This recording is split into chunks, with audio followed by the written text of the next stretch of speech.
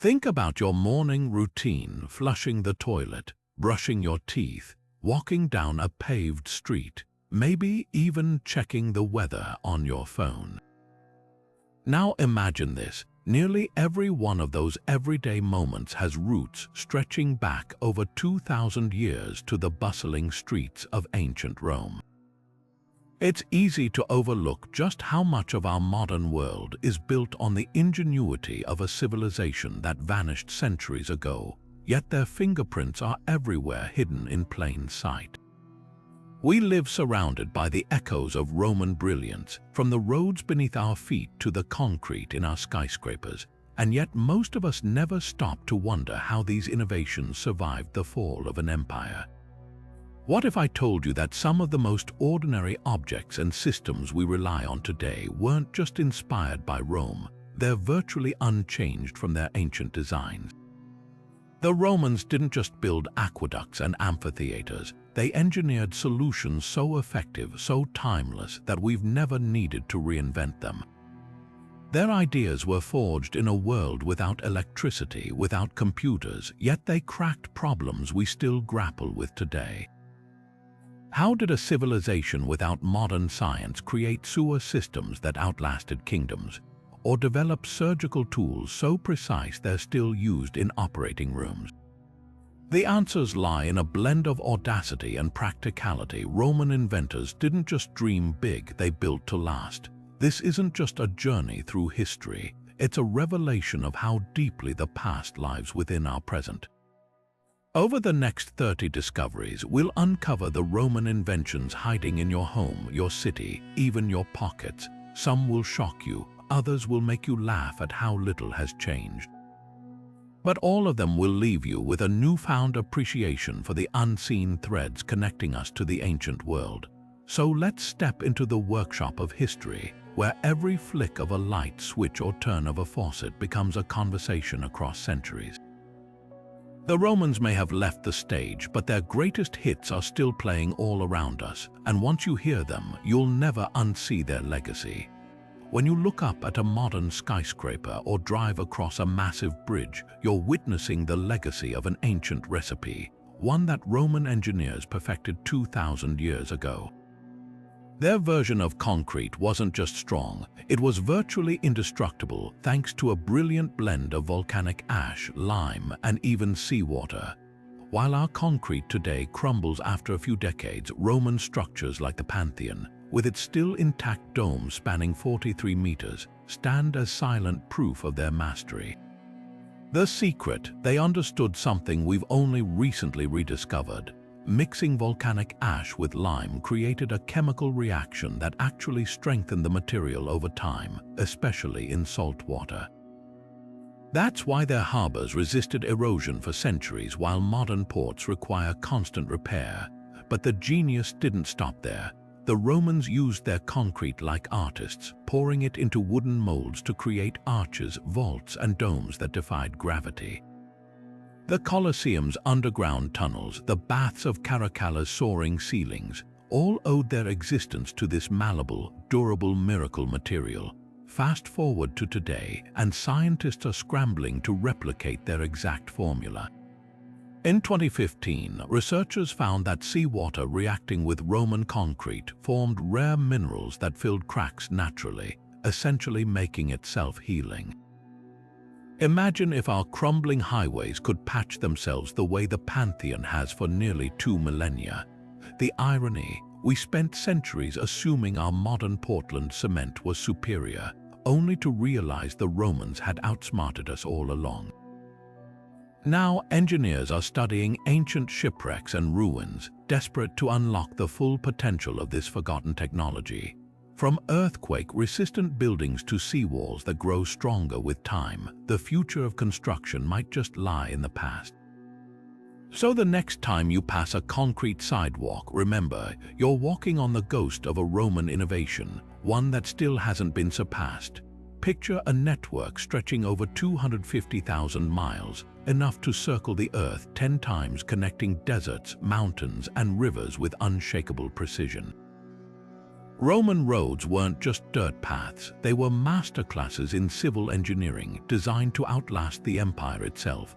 Their secret, a layered system so effective that modern highways still mimic it. First, workers dug trenches nearly a meter deep, then packed them with alternating layers of sand, gravel, and crushed stone for drainage, the top layer. Carefully fitted volcanic rock slabs crowned for runoff so rainwater wouldn't pool. These weren't just roads, they were elevated platforms, resisting floods and frost heaves while staying bone dry in storms. The Romans built with an obsession for permanence. Curved surfaces sloped slightly outward, flanked by ditches that funneled water away, a design you'll recognize in today's asphalt highways. But their real genius was in the details: mile markers for distance, rest stops with fresh horses every 10 miles, even reflective white stones placed to moonlight as nighttime guides. This wasn't just infrastructure, it was a lifeline that let messages race across the empire at 200 miles a day, faster than any system until the 19th century. And then there's the grid. Roman city planners arranged streets in perfect right angles, a concept so intuitive that it shaped Manhattan's blocks and suburban subdivisions. Straight roads weren't just about efficiency, they were psychological warfare. Conquered tribes watched legions march down arrow-straight avenues, a daily reminder that Rome's order was inescapable. Today, that same grid logic governs emergency vehicle access and postal systems worldwide. The next time your GPS recalculates a route, thank the Romans. They invented the original navigation network, complete with foldable bronze road maps for travelers. What's haunting is how little has changed. Modern highway crews still use crushed stone sublayers, and asphalt's camber mimics those ancient sloping surfaces. The Appian Way, built in 312 BC, remains drivable in parts while potholes plague roads poured last year. Rome's engineers understood something we often forget. Durability isn't about the material alone, but about designing for the centuries. Their roads didn't just connect cities, they bound an empire together long after its fall, whispering to us through every tire rolling over pavement today. High above the valleys of Rome, silent giants carried life itself, streams of fresh water flowing across towering stone arches, defying gravity and distance. The aqueducts weren't just feats of engineering, they were liquid highways delivering over 1 million cubic meters of water daily to a city of 1 million people. What's astonishing isn't just the scale, but the precision. Roman engineers mastered hydraulics without computers, lasers, or even modern math, relying on rudimentary levels and a relentless understanding of slope. Their rule, a drop of just 1 foot for every 100 feet of distance, enough to keep water moving smoothly without eroding the channels. The genius lay in simplicity. Unlike today's pressurized pipes, aqueducts relied entirely on gravity, snaking through mountains and over valleys in a carefully calculated descent. Workers built settling tanks to filter debris, inverted siphons to navigate steep drops, and even access doors for maintenance, features eerily similar to modern water systems. And they didn't just supply public fountains. Piped water reached private homes, bathhouses, and even rooftop gardens. The Aqua Claudia, one of Rome's 11 aqueducts, ran for 46 miles, with some sections still standing today. Compare that to your morning shower. Turn the faucet, and you're tapping into a system directly descended from Roman logic. Water towers placed at high elevations, gravity-fed distribution, even the grid of underground pipes mirroring ancient blueprints. The main difference: Romans used lead pipes, a deadly choice we've swapped for safer materials. Yet their core innovation remains: centralized, reliable water access as a civic right. The real marvel: adaptability. When aqueducts crossed valleys, Romans built arches not for beauty, but to maintain that critical slope. They lined channels with waterproof mortar, designed venting shafts to prevent airlocks, and even used zebra-striped stonework to spot cracks. Modern engineers still study these techniques, especially in arid regions where gravity-fed systems beat energy-guzzling pumps. From New York's Croton Aqueduct to California's water projects, the ghost of Roman hydraulics flows on. So next time you fill a glass, remember, you're drinking from an idea 2,000 years old, perfected by people who believed water, like civilization, should never run dry. Beneath the gleaming marble streets of ancient Rome flowed a dark, humming river, one that revolutionized civilization as profoundly as any aqueduct or road. The Cloaca Maxima, Rome's great sewer, wasn't just a ditch for waste, it was a monumental feat of engineering that turned a malaria-ridden swamp into a thriving metropolis. Built in the 6th century BC, this underground labyrinth of brick-lined tunnels used gravity to whisk everything from rainwater to rubbish straight into the Tiber River. But here's what's shocking. While medieval cities tossed chamber pots into the streets, Romans enjoyed a sanitation system so advanced it wouldn't be matched until the 1800s. The sheer scale was staggering. Primary drains fed into larger collector tunnels, complete with manhole covers for maintenance, a concept modern cities still rely on. They even designed flushing systems using excess aqueduct water to scour the pipes clean, preventing clogs. Public latrines featured marble seats with strategic holes, all connected to the main sewer. But the real innovation was public health. By diverting waste away from drinking water, Rome slashed disease rates in a world where dysentery routinely decimated populations. Archaeologists have found evidence of piped water in multi-story apartment buildings, proving even working-class neighborhoods benefited from this hygienic revolution. Fast forward to today, and the DNA of Roman sanitation lives on. The curved, self-cleaning design of their sewers inspired modern pipe networks, that familiar gurgle when you flush. You're hearing the ghost of the Cloaca Maxima's hydraulics. Even the term plumbing comes from plumbum, the Latin word for lead, the material Romans used for pipes. Of course, we've swapped lead for safer alternatives, but the underlying principle remains identical. Waste must flow away from living spaces constantly and reliably. What's truly humbling is how Rome's solutions outlasted the empire by millennia. When London finally built its first comprehensive sewer system in the 1860s, engineers studied Roman blueprints. Today's wastewater treatment plants, they're just high-tech descendants of those ancient settling tanks. The next time you wash your hands or marvel at a city's skyline, remember, Rome didn't just build monuments, it engineered the invisible systems that let humanity thrive. Their sewers were the silent guardians of civilization, proving that sometimes the greatest innovations are the ones we never see. The arch might seem like a simple curve of stone or brick, but to the Romans it was nothing short of architectural magic. While earlier civilizations like the Egyptians relied on massive columns and lintels that limited space, Roman engineers unlocked a revolution by perfecting the semicircular arch. The secret was in the physics. Each wedge-shaped stone, called a voussoir, transferred weight sideways onto sturdy piers instead of straight down. This meant arches could span wider gaps, support heavier loads, and most crucially defy gravity in ways flat beams never could. The Colosseum stands as the ultimate proof, its 80 arched entrances funneling 50,000 spectators without a single interior column obstructing views. But the real brilliance was in stacking them. By placing arches side by side, Romans created barrel vaults long, tunnel-like ceilings that made covered markets and aqueducts possible. Cross two barrel vaults and suddenly you had a groin vault, distributing weight so efficiently that it allowed for soaring spaces like the baths of Diocletian. Then came the dome, just a rotated arch culminating in masterpieces like the Pantheon's unreinforced concrete ceiling. Every modern stadium, train station, or cathedral with an airy interior owes that openness to Roman experimentation with arched forms.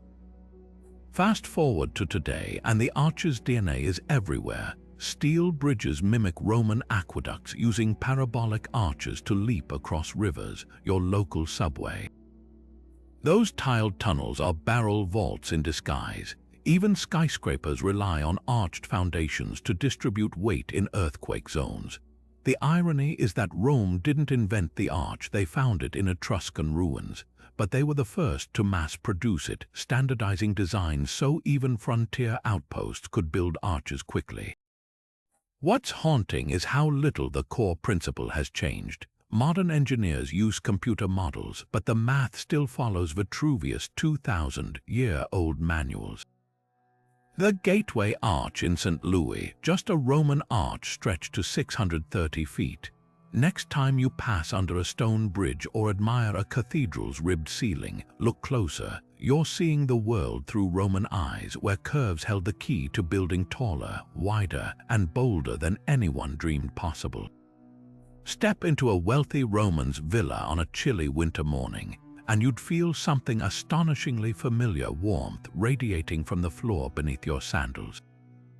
While medieval Europeans huddled around smoky hearths centuries later, Romans had already mastered central heating through the Hypocaust, a system so effective that modern engineers still study it. The word itself means burn from below, and that's exactly how it worked. Slaves or servants would stoke furnaces in basement chambers, sending hot air through a network of raised tile floors supported by stacks of brick pillars.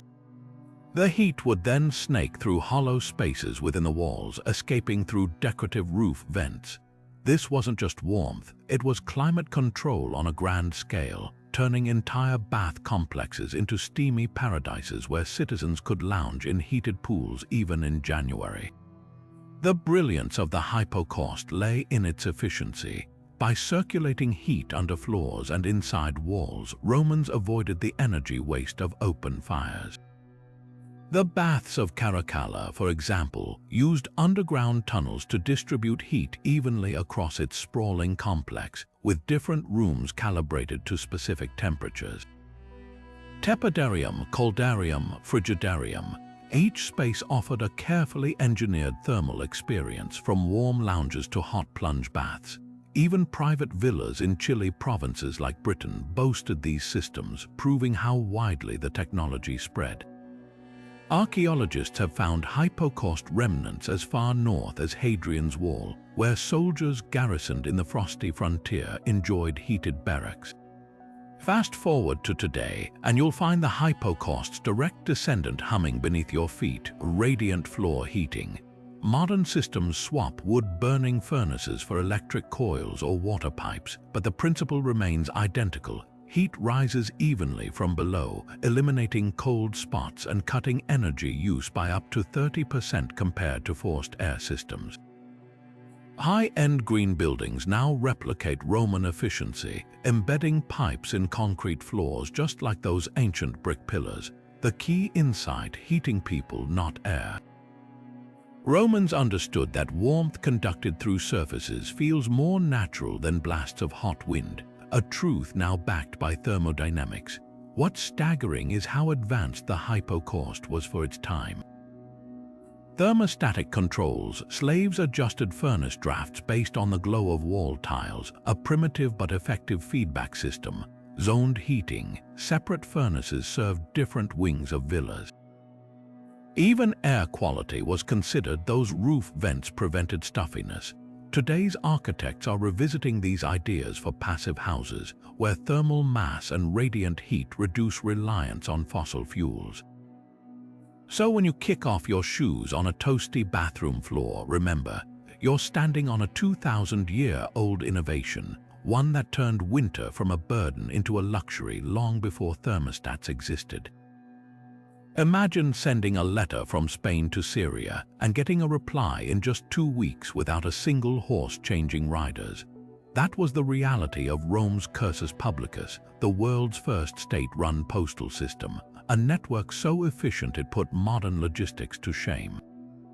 Established by Emperor Augustus around 20 BC, this wasn't just a messaging service, it was the beating heart of imperial control, binding distant provinces to the capital with military precision.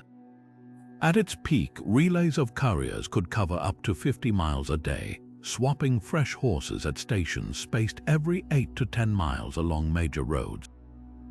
But here's what's truly staggering. Rome's postal system wasn't for everyone.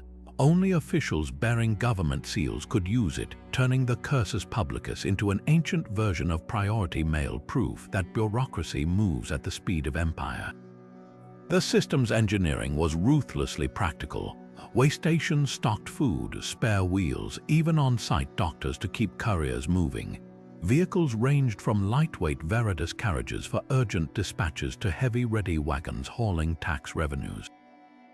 And unlike modern postal services, delays weren't tolerated. One surviving edict threatened station masters with death if they failed to provide fresh horses within 30 minutes.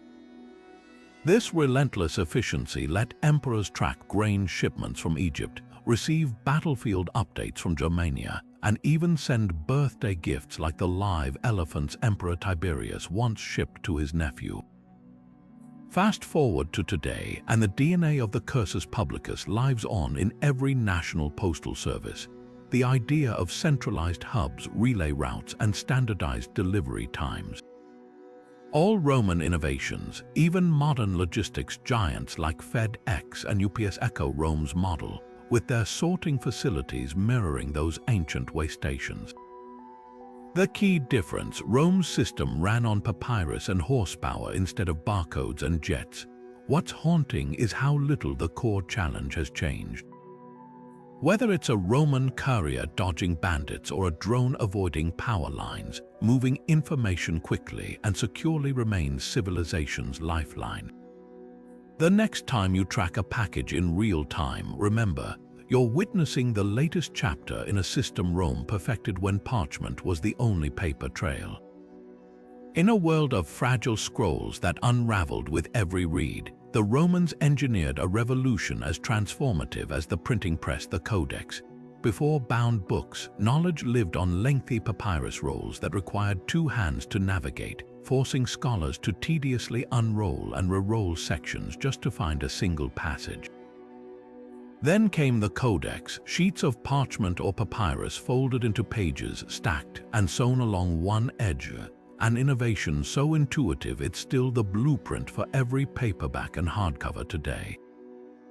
Early Christians adopted Roman codices for their Gospels precisely because they could flip quickly to verses during sermons, a practicality scrolls couldn't match. But the real genius was in the details. Codices could be written on both sides of the page, slashing material costs. They fit snugly into bags, survived rough travel, and crucially, allowed random access to information with a simple page turn. Imagine a lawyer in court rapidly flipping between legal precedents instead of wrestling with a 10-foot scroll. That's the efficiency Rome unleashed. The transition wasn't just about convenience, it reshaped how humanity thought. Scrolls encouraged linear reading start to finish like a speech. Codices fostered non-linear thinking, letting scholars compare distant pages or annotate margins. Julius Caesar reportedly used an early codex-style notebook for military dispatches, but it was Roman bureaucrats who fully exploited the format's potential. Tax records, legal codes, and medicinal recipes could now be indexed, referenced, and updated without rewriting entire scrolls. Archaeologists have found pocket-sized codices from Pompeii containing shopping lists and poetry, proof of how quickly the technology democratized writing. What's astonishing is how little the core design has changed. Modern books still mirror the Roman codex's structure. Title pages evolved from wax tablet labels, chapter divisions from imperial administrative breaks. Even the idea of a table of contents comes from Latin summarium, the summaries Romans glued to codices' spines, the only real innovation since movable type. Yet for all our e-readers and tablets, the tactile satisfaction of flipping paper pages remains a 2,000-year-old ritual. So next time you dog-ear a page or scribble in a margin, remember, you're handling a technology so perfect even Silicon Valley hasn't improved it. The Codex didn't just store words, it rewired civilization's brain, turning scattered knowledge into something you could hold in one hand and pass down through centuries. Beneath the shadow of the Roman Forum, scribes carved announcements into stone or metal tablets not for emperors, but for ordinary citizens hungry for news. These were the Acta Diurna, the world's first daily bulletins, a precursor to everything from morning papers to Twitter feeds. Translated as daily acts, they chronicled everything from Senate decrees and military victories to gladiator results and even scandalous divorces. Hung in public squares or copied onto papyrus for wealthier households, the Acta Diurna turned gossip into civic record, proving that human curiosity hasn't changed much in 2 millennia. What made them revolutionary wasn't just the content, but the accessibility. For the first time, information meant for elites' court rulings, political appointments was displayed where bakers and blacksmiths could read it.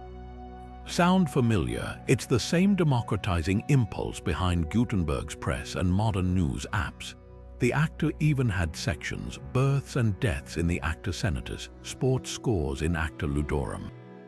Emperor's Chinese letter realized their power. Augustus famously used them to spin military campaigns, but they couldn't control the rumors that sprouted like weeds around official bulletins.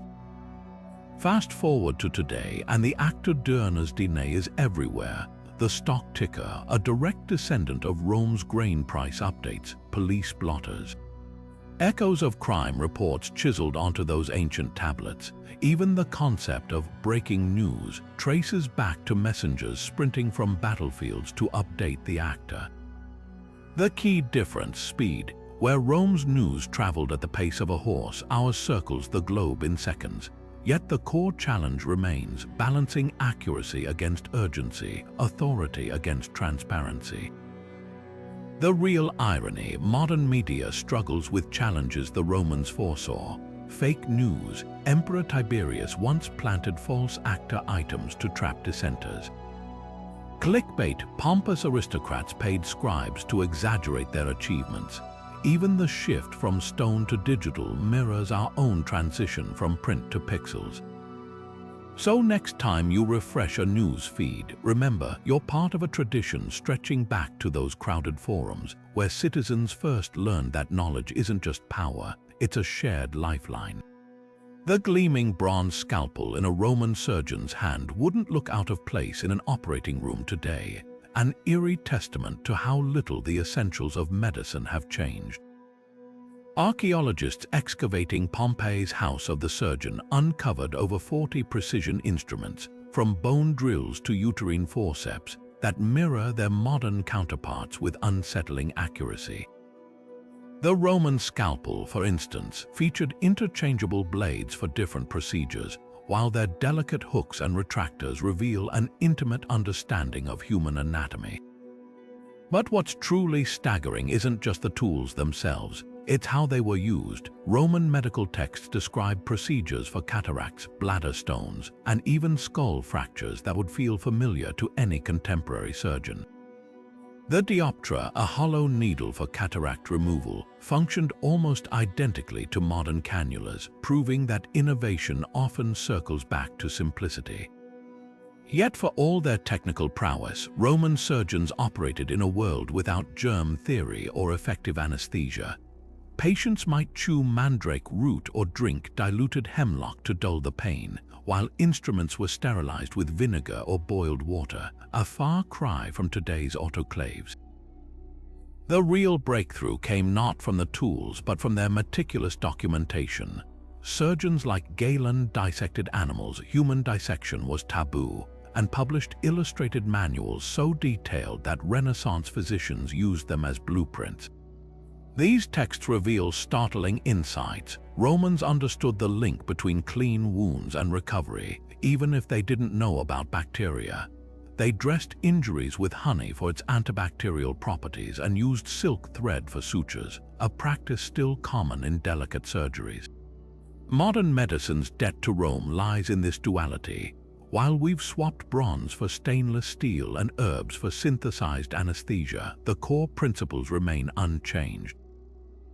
A Roman bone lever for setting fractures operates on the same mechanical logic as today's orthopedic tools. Their vaginal speculum, found in Pompeii with adjustable screws, differs only marginally from the ones used in gynecology clinics. Even the concept of specialized instruments, different scalpels for eyes versus arteries, reflects a sophistication we take for granted.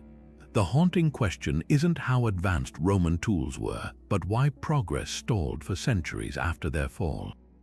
Medieval barber surgeons would reuse rusty knives, while Renaissance anatomists rediscovered techniques Rome had perfected.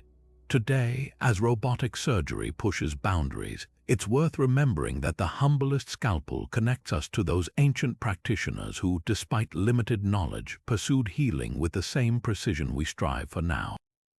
The next time a surgeon reaches for forceps, they're completing a gesture 2,000 years in the making, proof that genius isn't always about inventing anew, but refining what already works. Few medical procedures are as steeped in myth as the cesarean section, a term often wrongly linked to Julius Caesar's birth. The truth, Roman historians never claimed he was born this way. His mother Aurelia lived long after his birth, which would have been near impossible with ancient surgical risks.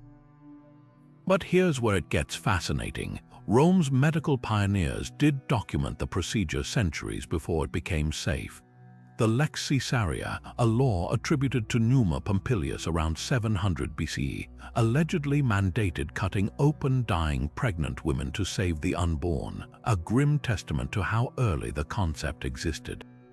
Roman physicians like Soranus of Ephesus left chillingly precise descriptions of the surgery, advising where to incise the womb and how to suture it, though survival rates were abysmal.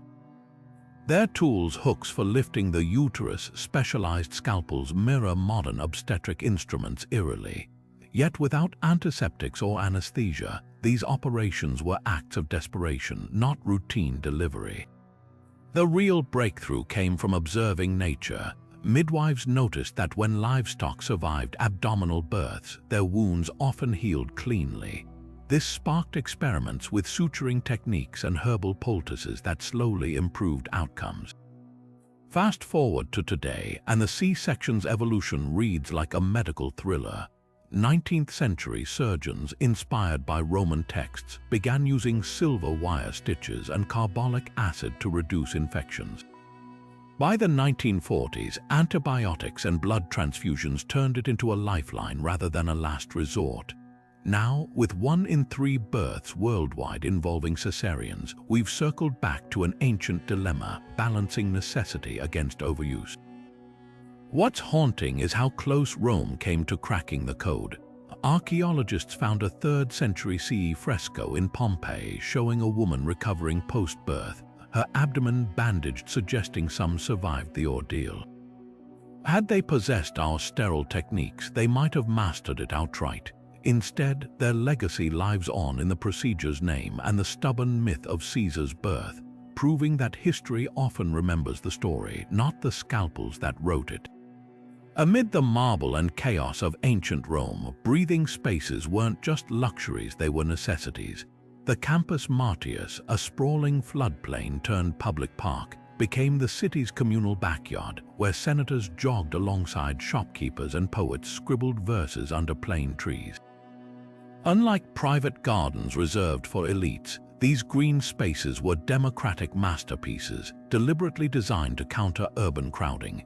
Picture wide meadows for military drills transforming into picnic grounds, shaded colonnades where philosophers debated, and open-air theaters hosting everything from poetry slams to political rallies.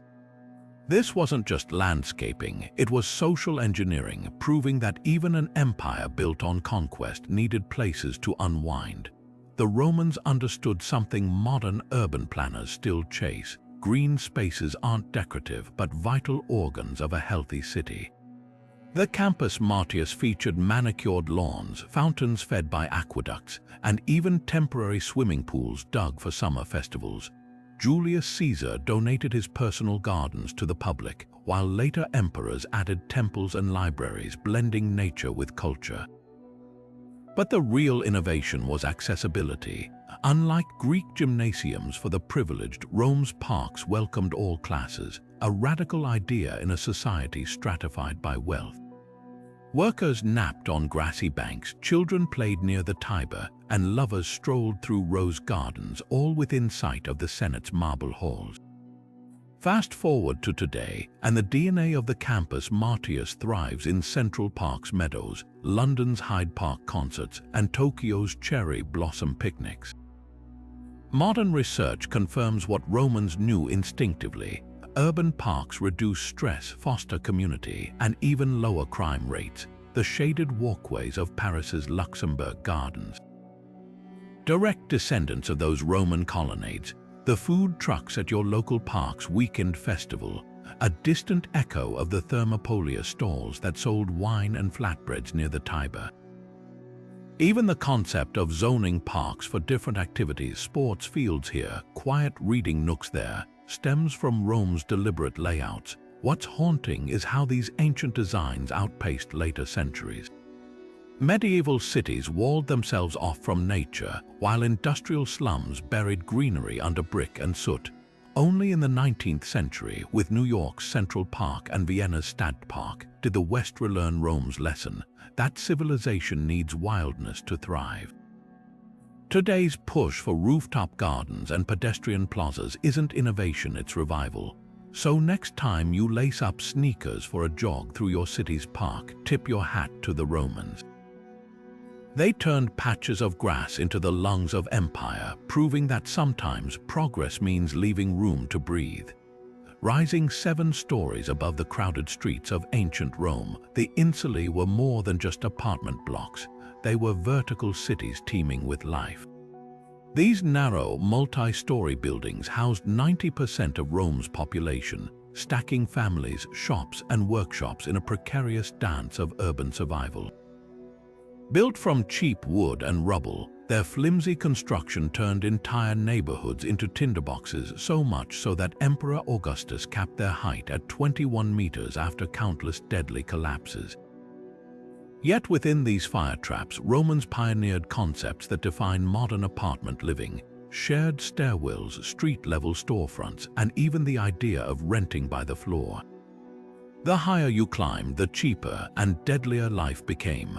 Wealthy tenants snagged spacious lower floors with piped water, while the poor crowded into tiny attic rooms, hauling water up 6 flights and praying the overloaded beams wouldn't give way. The insulae's design was a mix of ingenuity and desperation. Ground floors hosted bakeries and taverns, their smells seeping upward, while upper levels dangled balconies barely wide enough for a potted herb. Walls, often just plaster over rubble, couldn't muffle the cacophony of children, looms, and street vendors below.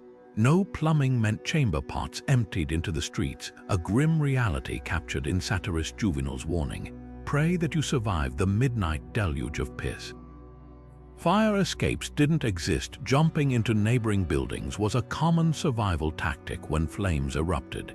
Yet despite the dangers, these buildings maximized space in a city where land was gold, offering shopkeepers the chance to live above their businesses and immigrants a foothold in the capital. Their legacy: look around any downtown block. The insulae's DNA lives on in the mixed-use high-rises of New York and Tokyo, where cafes nestle beneath apartments and elevators replace treacherous stairs. Modern zoning laws echo Augustus's height restrictions, balancing density with safety. Even the term penthouse carries echoes of Rome, though today's rooftop suites boast hot tubs instead of leaky tiles. The Romans proved that urban living could be both efficient and perilous, a lesson we're still learning as cities climb skyward. Next time you ride an elevator past a buzzing lobby, remember, you're part of an experiment that began when a carpenter nailed together the first shaky insula, proving that civilization always grows upward before it learns to stand steady. Between temple visits and Senate meetings, ancient Romans grabbed quick meals at sizzling storefronts called thermopolia, the empire's answer to fast food. These bustling counters, found on nearly every street corner in Pompeii, served steaming stews from embedded clay pots, their contents kept hot by charcoal fires below. Imagine clerks doling out spiced lentils, fried fish, or honey-glazed dormice to workers on lunch breaks, a scene eerily mirrored by today's food trucks and burger joints. The differences: Roman menus leaned heavily on garum, a fermented fish sauce as ubiquitous as ketchup, and wine cut with seawater for tang.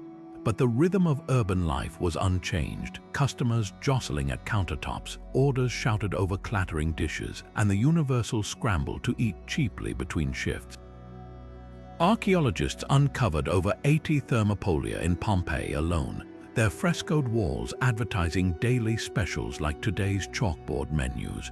One preserved site, the Thermopolium of Asilina, still displays its marble counter with circular holes for dolia pots where chickpea stews simmered alongside barrels of wine.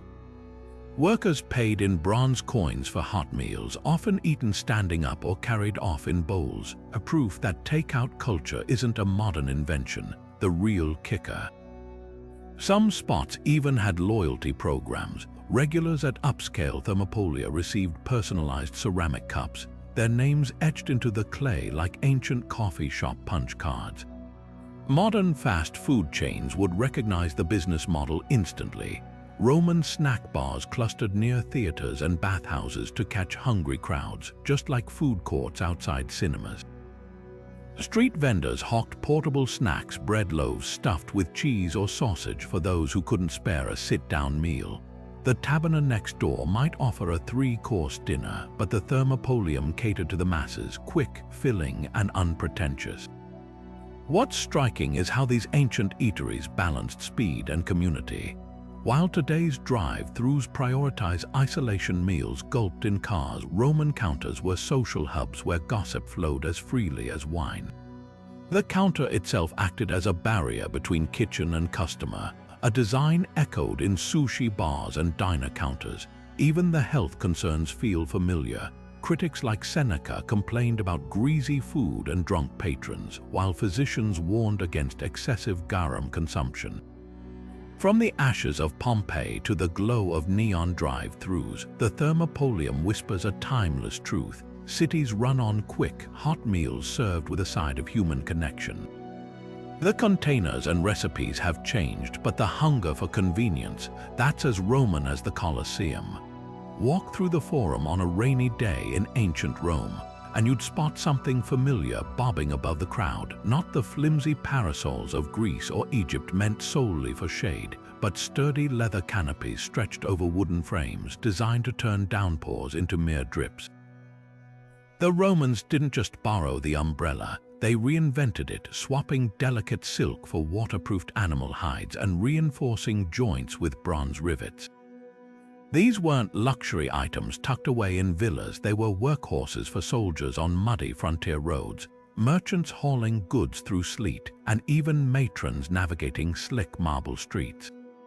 A surviving fresco from Herculaneum shows a woman clutching one mid-storm, its arched ribs and tapered handle nearly identical to modern designs. The leap from sunshade to rain shield was pure Roman practicality. While the Chinese had waxed paper umbrellas earlier, it was Rome that industrialized their production, with workshops near the Tiber churning out laminated leather versions for export across the empire. The secret wasn't just the material, it was the mechanics. Roman umbrellas featured hinged ribs that could be tightened with leather straps, creating tension strong enough to repel wind gusts. Wealthy versions even had hollow tubes in the handles to channel rainwater away from the user's grip, a detail high-end brands like Briggs and Riley wouldn't improve upon until the 21st century. Fast forward to today, and the umbrella's evolution traces a line straight back to those ancient prototypes. The telescoping steel shaft, a refinement of Roman collapsible designs found in military camps. The automatic open-close button, a high-tech twist on the bronze spring mechanisms excavated at Pompeii. Even the word umbrella comes from the Latin umbra, meaning shade, a nod to its dual-purpose origins. What's startling isn't just the continuity of form, but the speed of adoption. By the 1st century CE, Roman umbrellas had reached foggy Britannia and humid Alexandria, proving that good design transcends climate. Yet for all their ingenuity, Romans would gape at today's $20 convenience store versions. Modern umbrellas sacrifice durability for disposability. Where a legionary's oiled leather cover lasted decades, our polyester ones snap in a stiff breeze. The trade-off: accessibility. What once required a craftsman's week of labor now rolls off assembly lines by the millions, turning a Roman status symbol into a global essential. Next time you shake out a rain-soaked umbrella on your doorstep, you're performing a ritual older than the Colosseum, one that began when some anonymous artisan first stretched hide over wood and dared to walk drier through the storm. The Roman Empire didn't just conquer territories, it catalogued them, taxed them, and governed them with a bureaucratic precision that would make modern civil servants nod in recognition.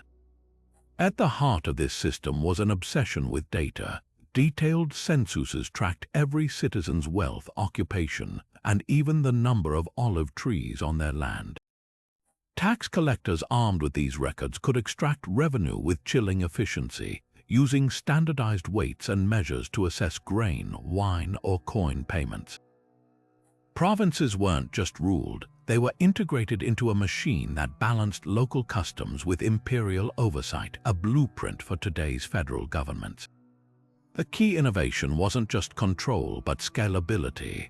Whether administering Egypt's grain warehouses or Britain's tin mines, Rome's playbook remained eerily consistent. Document, regulate, and above all, maintain flow of goods, money, and information. Consider the census, a Roman invention so vital that the word itself comes from Latin censor, meaning to assess. Every 5 years, citizens had to declare their property under oath, with penalties for evasion ranging from fines to enslavement. This wasn't just about taxation, it determined military service, voting rights, and social status. Modern parallels are everywhere. The U.S. Census Bureau's decennial count, tax filings tied to social benefits, even credit scoring systems all echo Rome's belief that governance begins with measurement. The irony: while we use algorithms and satellites, Rome achieved similar accuracy with papyrus scrolls and horseback bureaucrats. Then there's the Senate.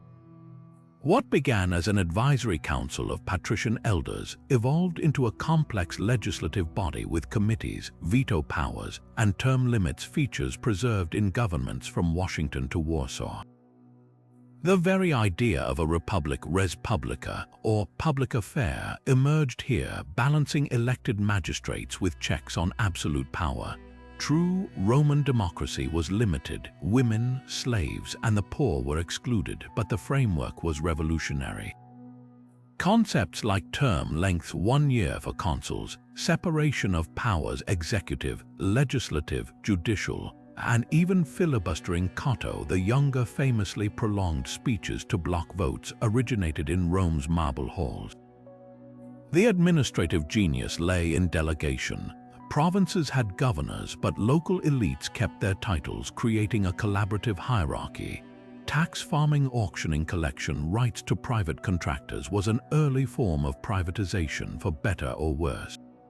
Corruption flourished, but so did innovation. Standardized coinage eased trade, while the annona system guaranteed grain distributions to the poor, a precursor to social welfare. Today's governments still grapple with these same tensions: centralized control versus local autonomy, efficiency versus equity. When you file taxes online or vote for a representative, you're participating in a system tested 2 millennia ago, where ink-stained clerks proved that empires aren't built on battles alone, but on filing systems so sturdy they outlasted the legions. In a cramped courtroom in ancient Rome, an accused man stood before a magistrate, his fate hanging on 2 words that would echo through millennia: I incumbit probatio, the burden of proof lies with the accuser. This simple principle, now enshrined in legal systems worldwide as innocent until proven guilty, wasn't just a Roman innovation, it was a revolution in human rights. While earlier societies relied on oaths, ordeals, or outright coercion, Rome's legal system demanded evidence, witness testimony, and rational argument. The Digest of Justinian, compiled in the 6th century CE but drawing on centuries of precedent, spelled it out plainly. Proof lies on him who affirms, not on him who denies. That shift from assuming guilt to requiring proof rippled into Magna Carta, the U.S. Constitution, and every modern courtroom where defendant enjoys the right to remain silent. Contracts, too, bear the stamp of Roman pragmatism. A merchant in Ostia could seal a deal for Egyptian grain with nothing more than a verbal agreement before witnesses. But the real power lay in written stipulatio contracts, binding parties to precise terms with standardized Latin phrases like spondesne. Spondio, do you promise, I promise. These weren't vague handshakes, they included clauses for interest payments, delivery deadlines, and even penalties for breach, concepts so enduring that today's real estate leases and stock trades still follow their framework. Romans even pioneered corporate law through societates, partnerships where investors shared profits and liabilities, a direct ancestor of modern LLCs. What's startling isn't just the sophistication but the adaptability. Roman jurists like Ulpian argued that natural law applied to all humans, not just citizens, a radical idea in a slave-owning society. Their distinction between ius civile citizens law and ius gentium universal law laid groundwork for international human rights. When a judge today cites equity or good faith, they're channeling Cicero's insistence that justice must transcend technicalities. The real testament to Rome's legal genius, its vocabulary. Testimony comes from testes, a witness. Alibi means elsewhere in Latin. Even supina derives from subpona, under penalty. These aren't just linguistic relics, they're proof that the scaffolding of modern justice was welded together 2,000 years ago in forums where the accused first gained the right to face their accusers, and where society learned that laws, not whims, must rule. Stepping into a Roman bathhouse wasn't just about getting clean. It was a full-body ritual blending socializing, exercise, and even business deals, all under vaulted ceilings echoing with gossip and splashing water. The baths of Caracalla could hold 1,600 bathers at once, their sprawling complex featuring hot and cold pools, gymnasiums, libraries, and gardens. This wasn't hygiene, it was a lifestyle. Romans of all classes, from senators to slaves, rubbed shoulders in these steamy halls, proving that civic equality often happened naked. The routine was precise. First the apoditerium to strip off clothes, then the palestra for wrestling or weightlifting with lead dumbbells. Next, the tepidarium's warm room prepped the body before the scorching coldarium, where bathers scraped sweat off with curved stridules. Finally, a plunge into the frigidarium's icy pool shocked the system closed, a sequence modern spas still mimic, minus the communal stridule scraping. The engineering behind these baths was as impressive as their social role. Hypocaust systems pumped hot air under marble floors and through wall cavities, maintaining tropical temperatures even in winter. But the real stroke of genius was water management. Aqueducts fed massive reservoirs, while lead pipes, some as wide as tree trunks, distributed water to fountains, pools, and even rudimentary flush toilets. Maintenance crews worked around the clock, cleaning filters and adjusting furnace drafts to keep temperatures perfect. The baths of Diocletian recycled runoff to flush latrines, a nod to sustainability we've only recently rediscovered. Fast forward to today, and the DNA of Roman baths thrives in every gym sauna, Korean jjimjilbang, and luxury spa. The infrared sauna, just a high-tech laconicum. Hot yoga studios, echoes of those steamy coldaria.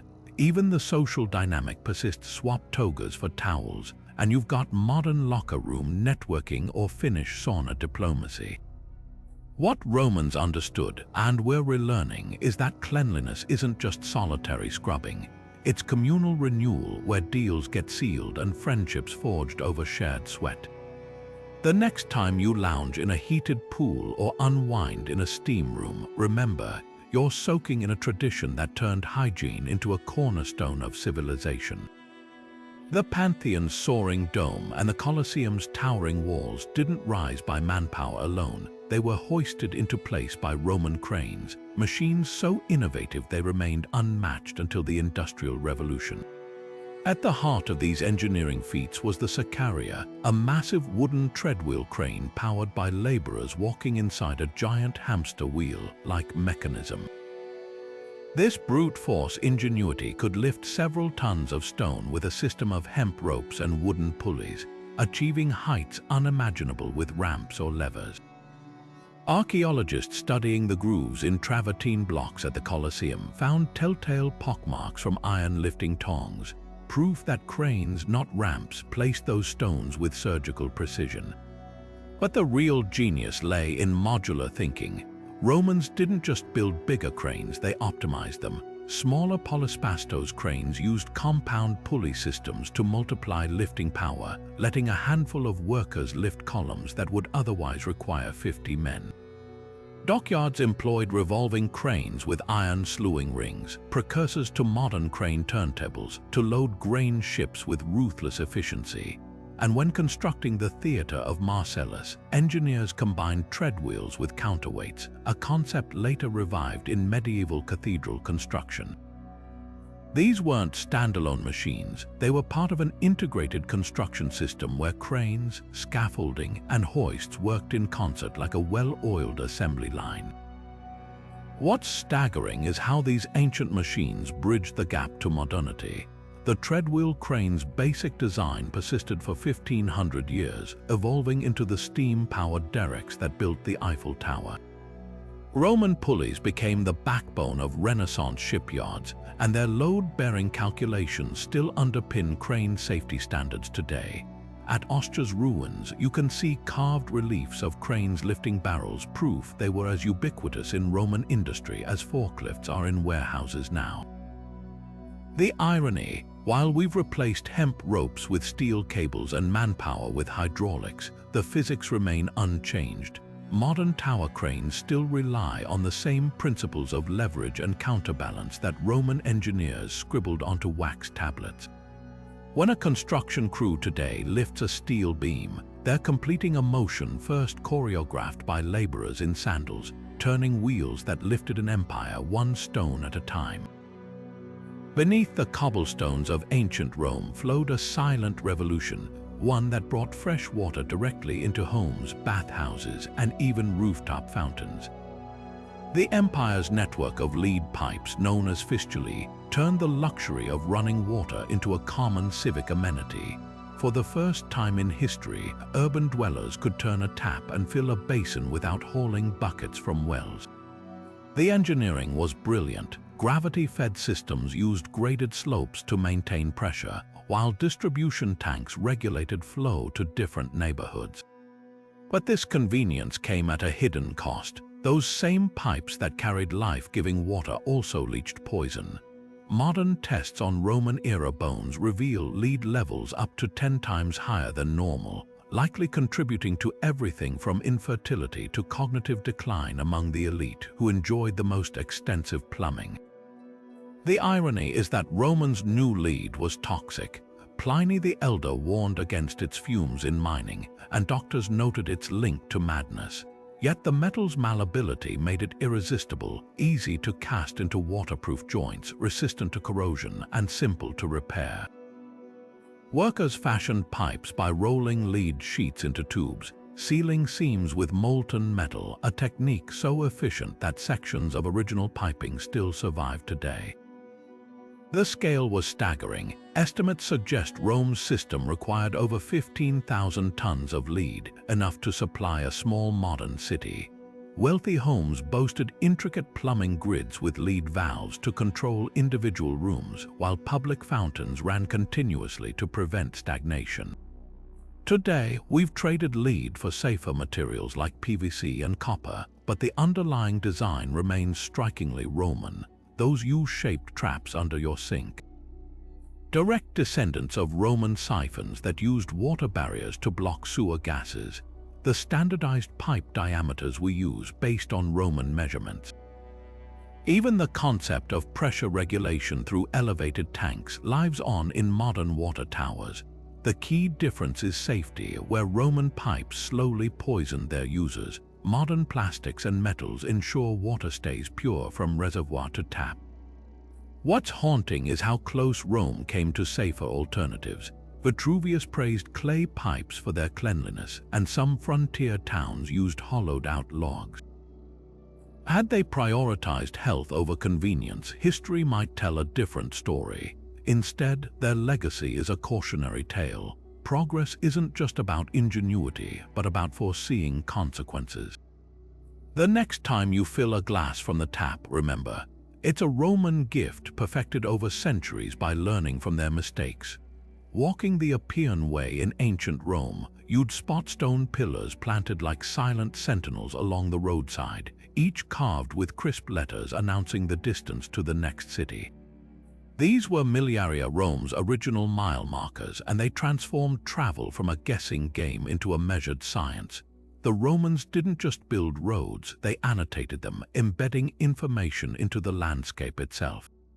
The golden milestone Miliarium Aureum in the Forum listed distances to every major province, a tangible symbol of imperial reach. But the real innovation was in the details. Markers were spaced precisely 1 Roman mile apart, about 480 meters, giving birth to the very concept of mileage. Legionaries knew exactly how far they'd marched. Merchants calculated shipping costs by the mile, and travelers could gauge their progress against the rhythm of these stone chronometers.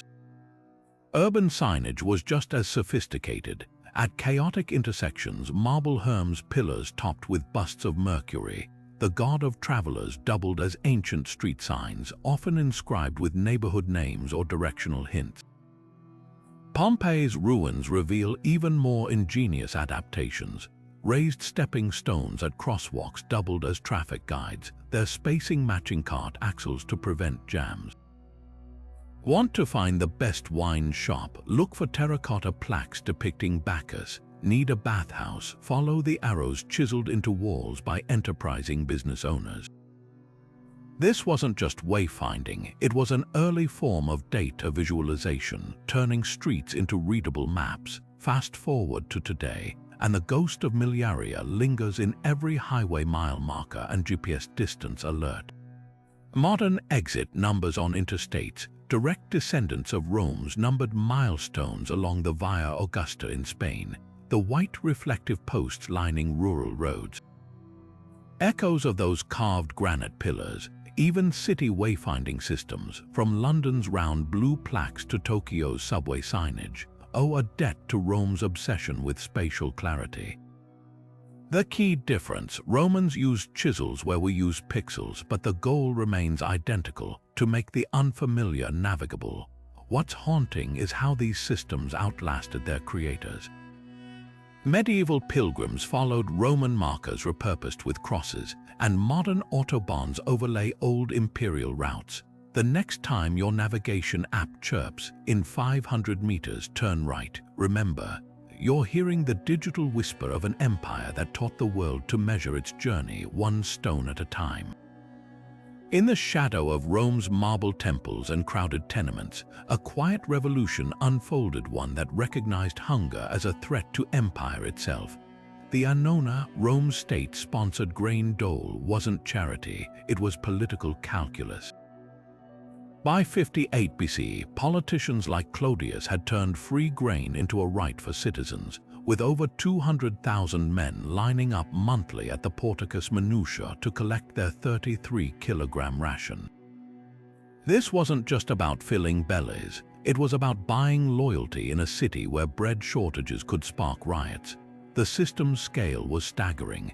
Fleets of grain ships from Egypt and North Africa docked at Ostia, their cargo tracked by clerks with wax tablets before being milled into flour at massive industrial bakeries. The Annona became so vital that emperors stamped their faces on grain sacks, turning wheat into propaganda, but the real genius lay in its structure. Unlike haphazard arms, the Annona was bureaucratic precision. Grain was stored in the Horia Galbi, a warehouse complex covering 225,000 square feet with temperature-controlled rooms to prevent spoilage. Tickets called tesserae frumentarii ensured only eligible citizens received rations, a precursor to modern food stamp cards. When droughts hit, emperors like Augustus bought grain at personal expense to stabilize prices, proving that food security wasn't just welfare but economic policy. Fast forward to today, and the Annona's DNA pulses through every social safety net. The US SNAP program, Brazil's Bolsa Familia, even India's public distribution system, all echo Rome's insight that full stomachs mean stable societies. The key difference: Rome's system reinforced patronage, today's aim for equity.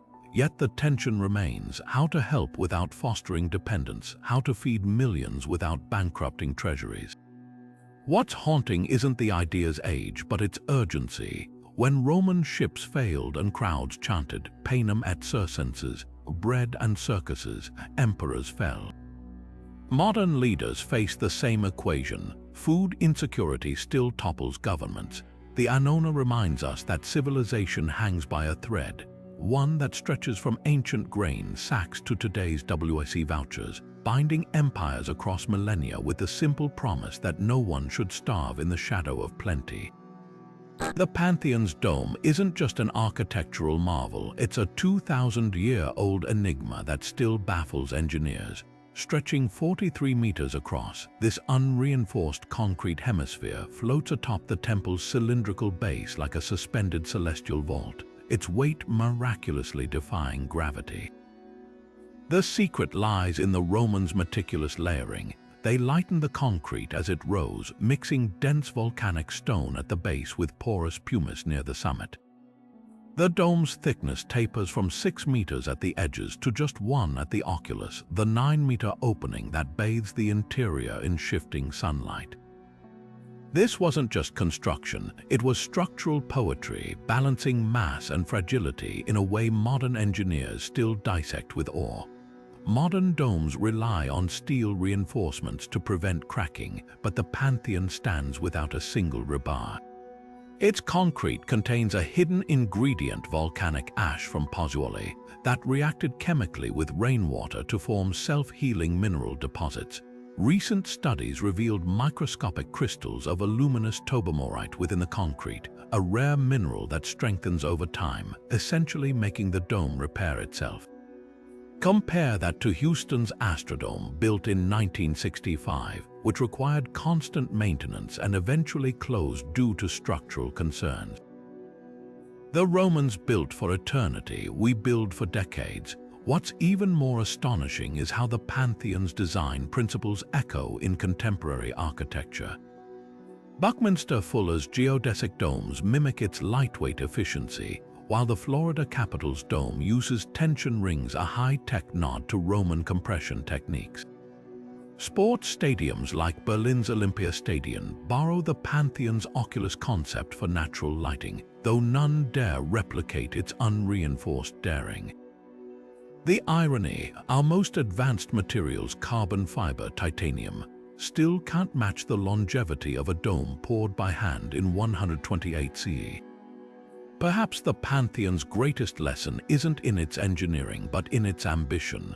Roman builders didn't have calculus or computer models. They had intuition honed by trial and error. When architects today use 3D printers to create organic concrete forms, they're chasing a vision Rome realized with wooden scaffolding and bronze levels. The next time you stand beneath a soaring dome, whether in a cathedral or a basketball arena, look up. That curve above you, it's a handshake across centuries, an invitation to wonder how much we've really progressed. In the forum's Basilica Julia, a murmuring crowd of toga-clad citizens leaned forward as 2 advocates hurled accusations and defenses across the marble floor, a scene that would feel hauntingly familiar to anyone who stepped into a modern courtroom. Rome didn't just invent laws, it engineered the very theater of justice where ordinary citizens, not kings or priests, held the power to decide guilt or innocence. By the 2nd century BC, jury trials had become a cornerstone of Roman republicanism, with panels of Eudice's judges drawn from wealthy plebeians and patricians alike. These weren't passive observers, they debated evidence under the Lex Acilia Repetendarum, a law requiring juries to weigh testimony against written statutes. The parallels striking. Prosecutors lined up witnesses just as they do today, while defense advocates early versions of defense attorneys picked apart inconsistencies in testimony. Even the concept of a hung jury existed. If jurors couldn't agree, cases were dismissed sine die without a day set for retrial, but Rome's genius lay in the safeguards. To prevent bribery, jurors were selected last minute from pre-approved lists and sequestered during deliberations. Verdicts required supermajorities, not unanimity, a rule some legal scholars argue might ease modern gridlock. And in a twist that would thrill podcasters, high-profile trials were public spectacles, with Cicero's fiery speeches against Catiline drawing crowds like championship boxing matches. The stakes, everything from property disputes to treason charges, with penalties ranging from fines to exile. What's chilling is how little the core dynamics have changed: the burden of proof, the right to face accusers, even the dramatic closing appeals, all were honed in these sunlit basilicas. Fast forward to today, and the DNA of Roman jury trials pulses through courthouses worldwide. The American voir dire process, where attorneys screen jurors. A direct descendant of Rome's album Eudicum selection system, the British tradition of jurors deliberating in private, modeled on Roman sequestration practices. Even the adversarial system, prosecution versus defense, was refined in Rome's courts, replacing older systems where accusers could execute verdicts themselves. The key difference: Roman juries lacked the diversity we expect today. Women, slaves, and the poor were excluded from judgment. Yet the radical idea that peers, not rulers, should arbitrate justice was sown here between those marble columns. What's often overlooked is Rome's gift for legal storytelling. Advocates didn't just cite laws, they wove narratives, using emotional appeals and character witnesses much like modern attorneys. A recovered speech from a 1st century inheritance trial reads like a soap opera, complete with tearful digs at the defendant's greed. This theatricality wasn't manipulation. It recognized that justice lies where law and humanity intersect. Today's courtroom dramas, from the O.J. Simpson trial to viral TikTok legal commentary, are just the latest act in a play Rome premiered, the real testament to Rome's system. Its durability. When the Visigoths sacked Rome in 410 CE, they kept jury trials intact, recognizing their legitimacy. Napoleon modeled his Code Civil on Roman principles, which later shaped legal systems from Louisiana to Lebanon. Even international tribunals like The Hague borrow Rome's ethos of collective judgment. The next time you see a juror's badge or hear a lawyer's closing argument, remember, you're witnessing a ritual older than the Colosseum, one that transformed justice from the whim of the powerful into a dialogue among equals. When flames erupted in the cramped wooden insulae of ancient Rome, the first responders weren't volunteers with buckets, they were a highly trained paramilitary force armed with pumps, hooks, and a ruthless efficiency that would impress any modern fire chief. Emperor Augustus created the Vigiles in 6 CE, a 7,000-strong brigade tasked solely with combating Rome's endless blazes. These weren't just bucket brigades, they were organized into cohorts stationed across the city, each equipped with siphon-powered water pumps, soaking blankets, and even ballistae to demolish buildings as fire breaks. Their patrols ran day and night, watching for smoke like hawks, a necessity in a city where arsonists and oil lamp accidents could turn entire neighborhoods into tinderboxes. The Vigiles operated with a precision that mirrors today's fire departments. Lookouts atop the columnar minutiae acted as ancient fire towers, signaling outbreaks with horns. Teams had specialized roles. Aquarii hauled water in leather buckets, siphonarii manned pumps, and uncinarii, I wielded iron hooks to tear down walls. They even had proto-ambulances carts for rescuing trapped residents, a far cry from the chaos of medieval towns where fires burned unchecked. What's staggering isn't just their methods, but their logistics. The Vigiles mapped the city's hydrology, knowing precisely which aqueduct branches to tap and where to stage their equipment. Modern firefighting inherits more from Rome than we realize. The concept of centralized dispatch. Augustus's cohorts reported to a prefectus vigilum, an early fire marshal. Fire codes requiring spaced buildings. Rome mandated gaps after the Great Fire of 64 CE. Even the iconic fireman's pole traces back to Roman watchtowers where sentries slid down ropes to reach ground level faster. The key difference: technology. Where the Vigiles relied on vinegar-soaked sponges as breathing aids, we have oxygen tanks. Their leather buckets are now pressurized hoses. Yet the core mission, speed, coordination, and sacrifice remains unchanged. The real legacy of the Vigiles lies in their philosophy, that preventing disasters is as vital as responding to them. Their nightly patrols and building inspections set the template for fire safety audits, while their mixed role as police and firefighters presaged modern emergency services. When a firefighter today races into a burning building, they're following a path first lit by those ancient first responders who proved that courage alone isn't enough. It takes system, strategy, and an unshakable vow to stand between chaos and the city.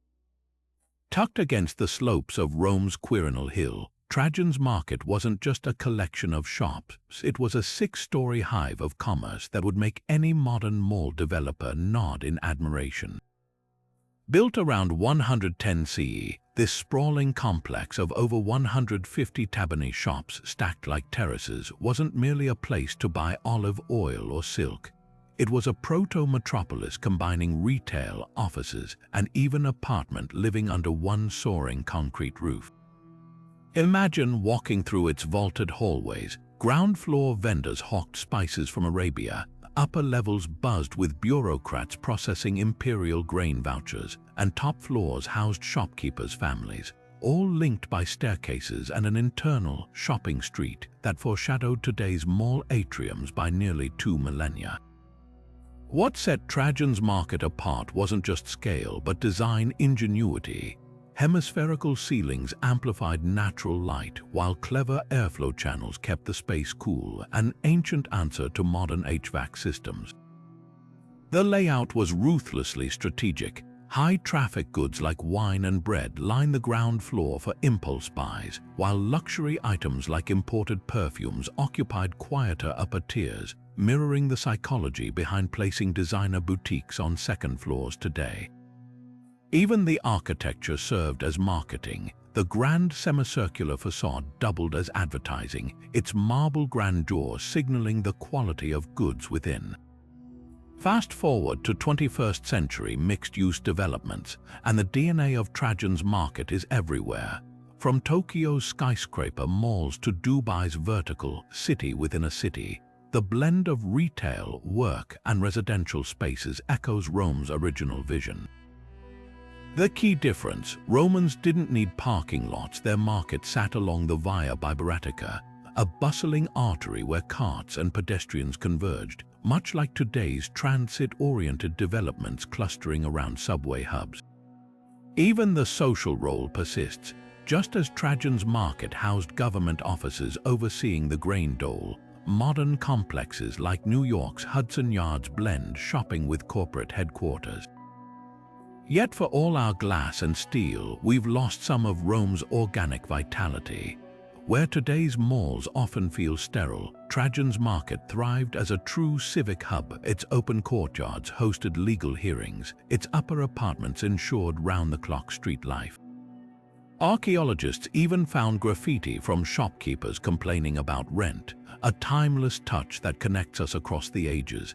The next time you sip coffee in a mall food court, remember you're part of a tradition that began when Roman merchants first realized that commerce thrives best when work, life, and trade share the same roof. Blowing out candles on a cake might feel like a timeless tradition, but the ritual traces back to Roman birthday parties that would look surprisingly familiar today. Wealthy citizens marked their dies natales birthdays with honey-sweetened cakes shaped into rounds to mimic the moon, a nod to the goddess Luna. These weren't just desserts, they were sacred offerings, baked with barley flour and topped with candles whose smoke carried prayers to the heavens. Guests brought gifts ranging from jewelry to live birds, while the birthday person wore a floral crown, an ancient precursor to the party hat. But here's what's fascinating. Rome didn't just celebrate births, they commercialized them. Bakeries near the campus Martia sold pre-made cakes for time-pressed hosts, and poets like Catullus penned verses mocking extravagant parties where hosts outspent their means to impress. The real twist: birthday parties were initially reserved for elite men. Women and children only joined the tradition later as Roman culture shifted toward valuing family life. Emperors like Caligula turned their birthdays into week-long public festivals, complete with gladiator games and free wine, an early version of modern national holidays like President's Day. Even the concept of milestone celebrations traces back to Rome. A boy's 16th birthday often included a lavish ceremony where he traded his childhood toga pretexta for an adult one, not unlike contemporary quinceañeras or sweet 16s. Modern birthday customs are steeped in these ancient rituals, the birthday cake's circular shape still symbolic of life's cyclical nature, singing "Happy Birthday." A secular echo of Roman chants to household gods, and those candles, once believed to ward off evil spirits, now just an excuse for Instagram photos. The key difference is scale. Where Roman bakers crafted cakes for dozens, today's supermarkets stock mass-produced versions for millions. Yet the core remains unchanged, a day where someone, for a fleeting moment, gets to feel like the center of the universe, surrounded by sweetness and light. What Rome understood, and we've perfected, is that birthdays aren't just about aging, they're about connection. Whether it's a first-century senator showered with gifts or a modern kid ripping open wrapping paper, the impulse is identical: to pause, gather your people, and say, "This life matters." The candles may burn brighter now, but the flame, that's been passed down since the days when smoke curled toward the Pantheon's oculus, carrying wishes older than time itself. Glassworkers in ancient Rome didn't just craft vessels, they transformed molten sand into a revolution that would reshape architecture, trade, and even science. While earlier civilizations like the Egyptians made crude glass beads, it was Roman artisans in the 1st century BCE who mastered the game-changing technique of glass blowing. Picture a craftsman in Sidon or Alexandria dipping a long iron tube into a searing furnace, gathering a glowing orb of liquid silica, then blowing through the pipe like a musician playing a flute. Except the song he created was a delicate bottle, perfectly uniform and astonishingly fast to produce. This wasn't just artistic flair, it was industrial alchemy. Suddenly, what once took hours of laborious molding could be achieved in minutes, turning glass from a luxury for temples into everyday tableware for taverns. The ripple effects were immediate. Roman glassblowers cranked out everything from perfume vials no bigger than a thumb to storage jars sturdy enough for olive oil shipments across the Mediterranean. But their most transformative innovation, window panes. Before blown glass, buildings relied on thin sheets of mica or cloth shutters that blocked wind but also light. Roman workshops began producing flat glass by spinning blown cylinders into discs, then cutting them into crude but translucent panes, an idea that let sunlight flood into bathhouses and villas while keeping out the elements. Stroll through the ruins of Pompeii, and you'll find houses with window frames designed specifically for these early glass inserts, a quiet revolution in domestic comfort. Artistically, Roman glassblowers were fearless experimenters. They layered colored glass like miniature stained glass windows, created mosaic-like millefiori patterns, and even pioneered cameo glass, etching intricate scenes into layered pieces so fine they rivaled carved gemstones. The Portland vase, arguably the most famous glass artifact from antiquity, showcases this mastery. Its cobalt blue surface is painstakingly carved to reveal a creamy underlayer depicting mythological figures. Yet for all their artistry, these artisans also understood mass production. Archaeologists have unearthed identical glass cups from Britain to Syria, proof of standardized molds and assembly line workflows that predate Henry Ford by 2 millennia. What's staggering is how little the fundamentals have changed. Modern glassblowers in Venice or Toledo still use the same basic tools, blowpipes, jacks, and marvers, just as Roman craftsmen did when they supplied legionnaires with bottles for olive oil or apothecaries with vials for medicines. The difference scale. Where Roman workshops might produce dozens of pieces daily, automated factories now churn out millions of glass containers by machine, though the finest art glass remains stubbornly handmade. Even the fragility that once made glass a luxury now works in its favor. Glassblowing thrives precisely because its delicate touch resists automation.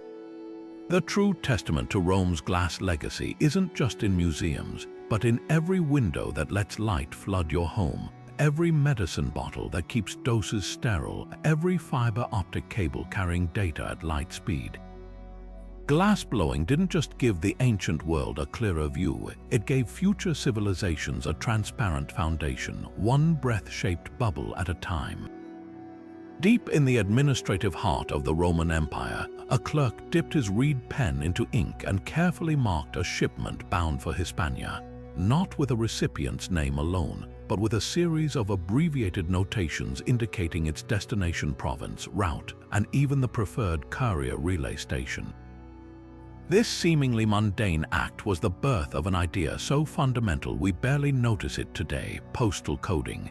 Rome's cursus publicus didn't just move mail, it classified it, creating the earliest known system of regional sorting that would one day evolve into modern Zappi codes and postal districts. The genius lay in hierarchical organization.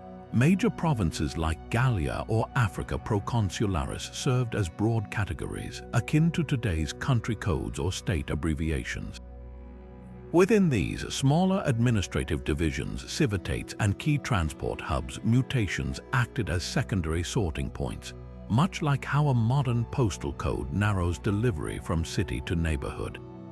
Archaeologists have uncovered lead shipping tags in Ostra's ruins bearing shorthand like Hisptar Roman 7, Hispania Tarraconensis, Route 7, suggesting a system far more sophisticated than simple destination labels. These weren't just addresses, they were logistical algorithms etched onto wax tablets, allowing handlers to rapidly route sacks of military dispatches, tax records, or personal letters across thousands of miles with startling accuracy. What's remarkable is how these codes mirrored the empire's physical infrastructure. Just as modern postal zones often align with railroad lines or highways, Roman sorting keys corresponded to actual relay stations along their famed road network. A coded parcel marked via Appia Roman 3 would automatically route to the third way station on the Appian Way, where fresh horses and couriers stood ready. This wasn't bureaucracy for its own sake. It was a survival mechanism for an empire where a missing grain shipment could spark riots and delayed troop orders might lose a province. Fast forward to today, and Rome's legacy pulses through every digit of your postal code. The alphanumeric format of Canada's K1A0B1, a direct descendant of those abbreviated provincial tags. Germany's 5-digit Postleitzahl, introduced in 1941, follows the same hierarchical logic. Rome used broad regions first, then narrowing to localities. Even the concept of postal zones as tools for census-taking and taxation echoes Rome's dual-use system, where mail routing data doubled as an imperial accounting tool. The key difference lies in democratization. Where Roman sorting served state machinery, modern systems empower commerce and personal connection. Yet the underlying challenge remains identical: how to transform geography into data, ensuring a letter can find its way from any point A to point B through sheer organizational clarity. The next time you scribble a zappy code on an envelope, you're wielding a 2,000-year-old innovation, one that began when an unknown clerk realized the real power of mail isn't just in moving it, but in knowing exactly where it belongs. Imagine the chaos of ancient Rome's street carts piled high with goods jostling against pedestrians, livestock darting between wheels, and the deafening clatter of iron-rimmed wheels on cobblestones. By the 1st century BC, the city's narrow thoroughfares had become so choked that Julius Caesar took a radical step, banning all wheeled traffic from Rome's center during daylight hours. This wasn't just a whim, it was history's first recorded congestion charge, a law as transformative for its time as modern pedestrian zones are for today's gridlocked cities. Merchants unloading wine amphorae at dawn had to finish by sunrise or face hefty fines, while nighttime deliveries became a logistical ballet of torches and whispered commands. The result, streets that were suddenly navigable for Rome's million-plus citizens, proving that traffic management isn't a modern headache, it's an ancient one with surprisingly familiar solutions. Caesar's edict, passed in 45 BC, revealed a sophisticated understanding of urban flow.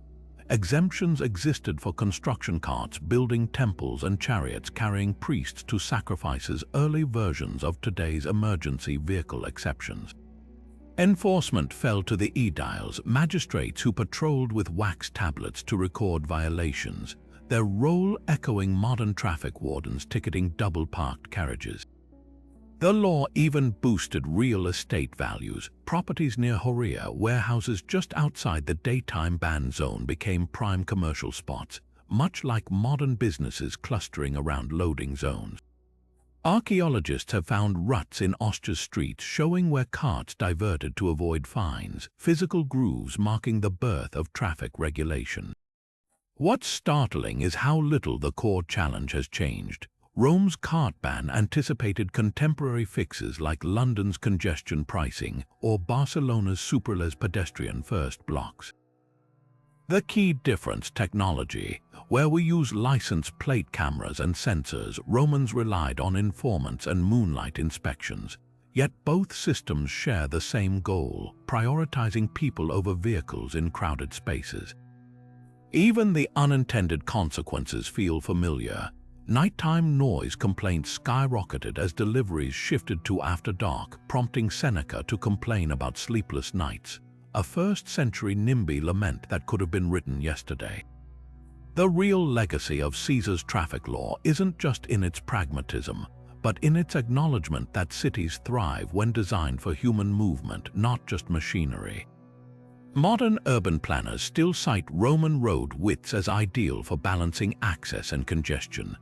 The next time you stroll through a car-free piazza or dodge a delivery bike in a pedestrian zone, remember, you're walking in the footsteps of an empire that realized progress isn't just about building roads, but about knowing when to keep them clear. From the moment you wake up beneath a concrete ceiling to the evening news flashing on your glass screen, you're living in a world shaped by Roman hands. These weren't just inventors, they were master problem solvers whose ideas weathered barbarian invasions, dark ages, and even the fall of their own empire. What's astonishing isn't just their creativity, but their foresight.